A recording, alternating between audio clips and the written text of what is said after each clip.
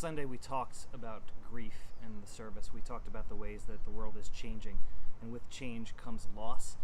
And a lot of times we feel the loss without acknowledging the loss.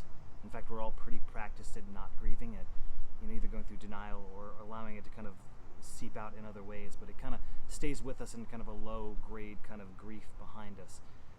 And so in some ways we talked about that to kind of bring the idea of that into the open on Sunday, but I felt convicted that I never really talked about then what do we do with that?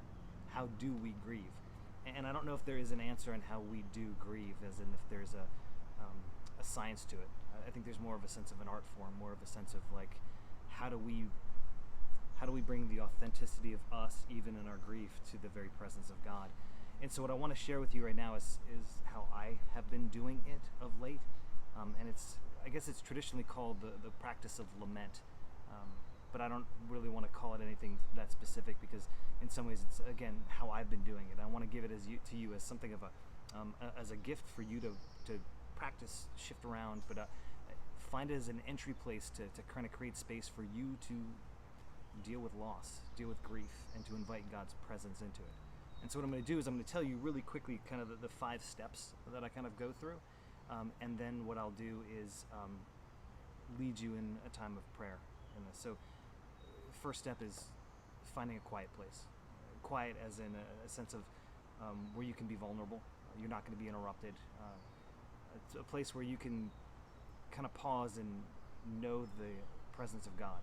I talk about it as orientating your heart to God, but that's as much this idea that's recognizing that God's presence is all around you, and it's kind of beginning to acknowledge and know that God is looking down on you in love, and kind of sit in that place and rest in that place for a moment.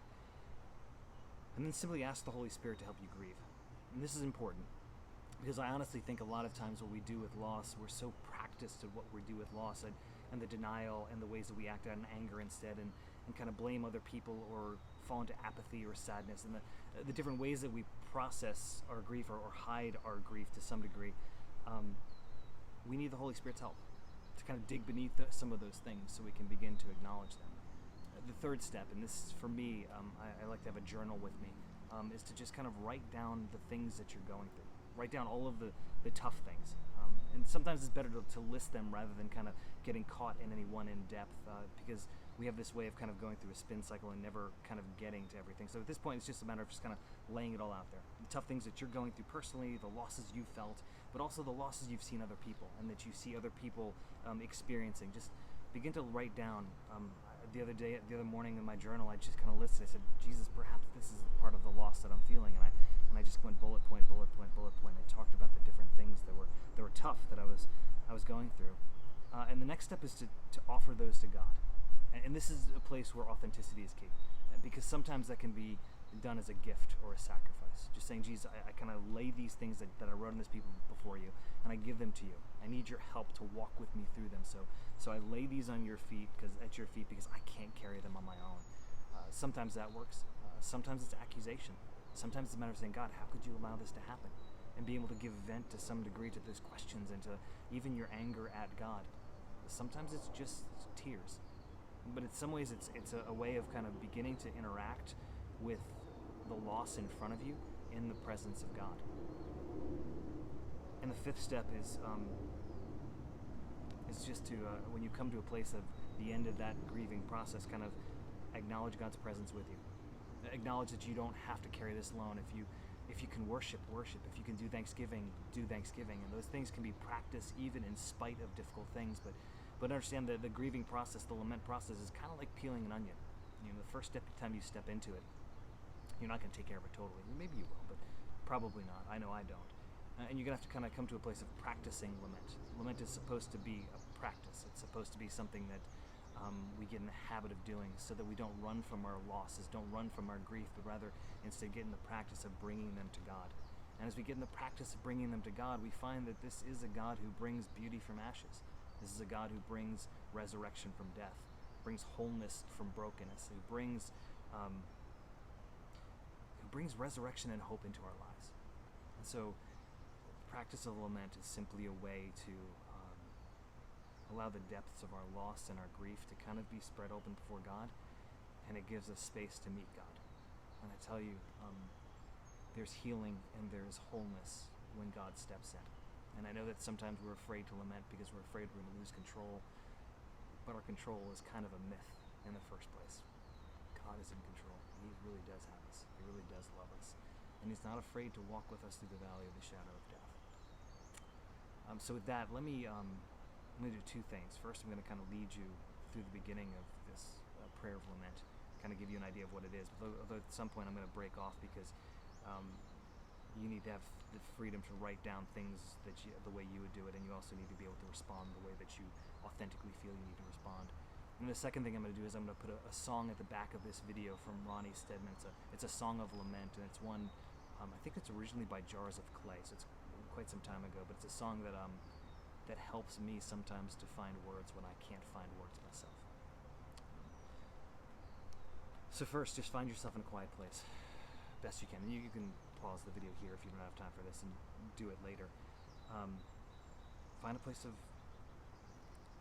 peace, and acknowledge in prayer. Kind of close your eyes and know that God is with you.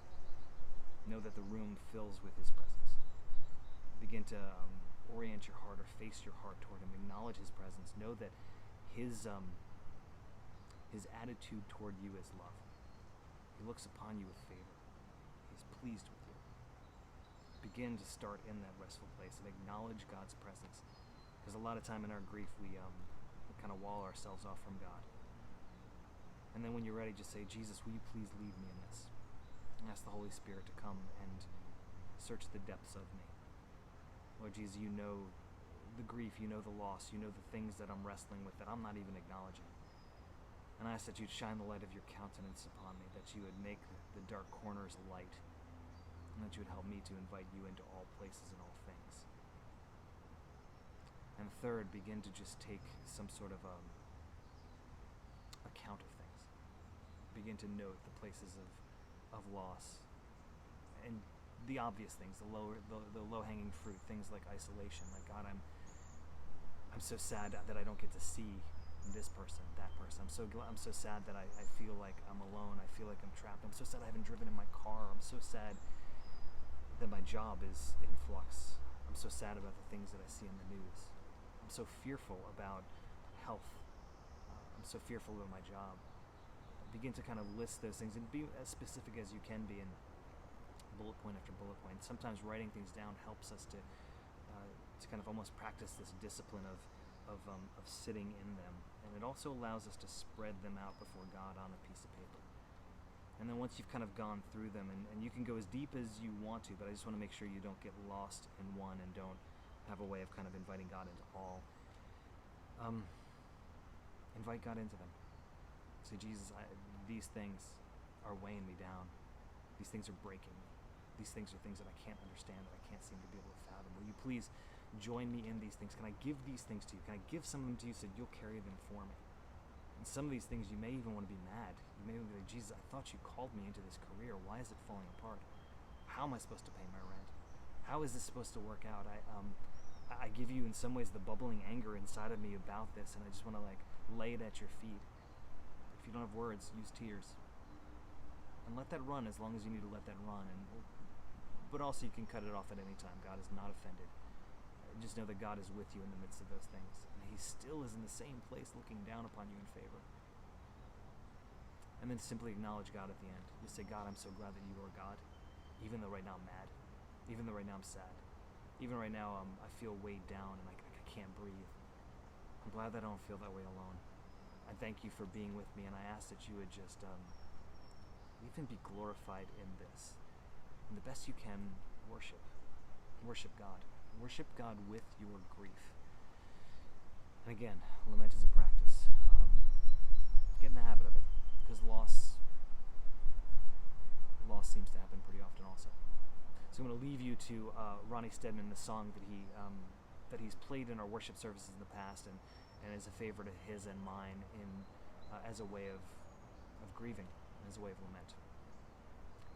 Know that you are a child of God, that you are not alone, that He loves you, that He has plans and purposes for you, that He has not forgotten you. Invite Him to walk in the deep places with you. He already knows them, and He already loves you. Go in peace.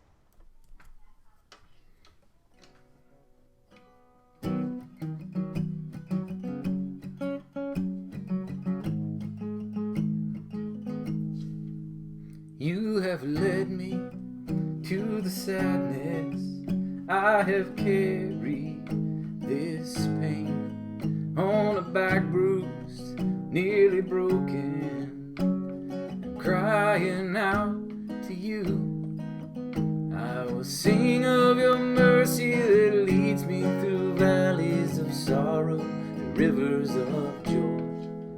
When death, like a gypsy, comes to steal what I love, I will still look to the heavens. I will still seek your face, but I fear you aren't listening, because there are no words, just the stillness and the hunger for faith that assures. I will sing of your mercy that leads me through valleys of sorrow, rivers of joy. I will sing of your mercy that leads me through valleys of sorrow, rivers of joy. Hallelujah, hallelujah.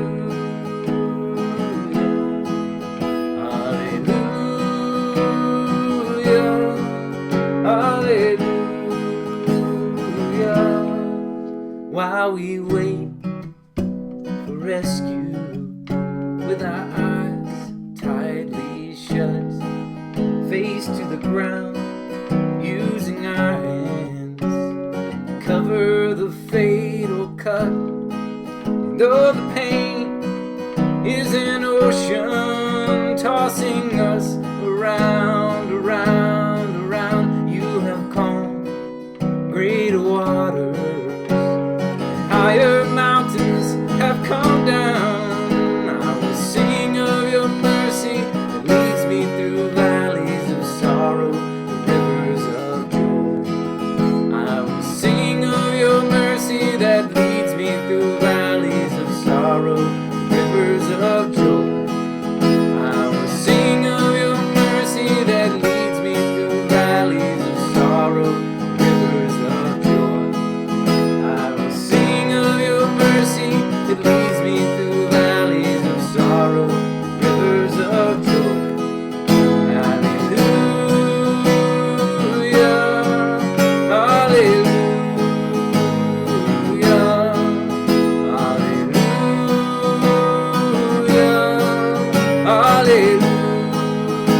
hallelujah, hallelujah, hallelujah. Sing of your mercy that leads me through valleys of sorrow to rivers of joy.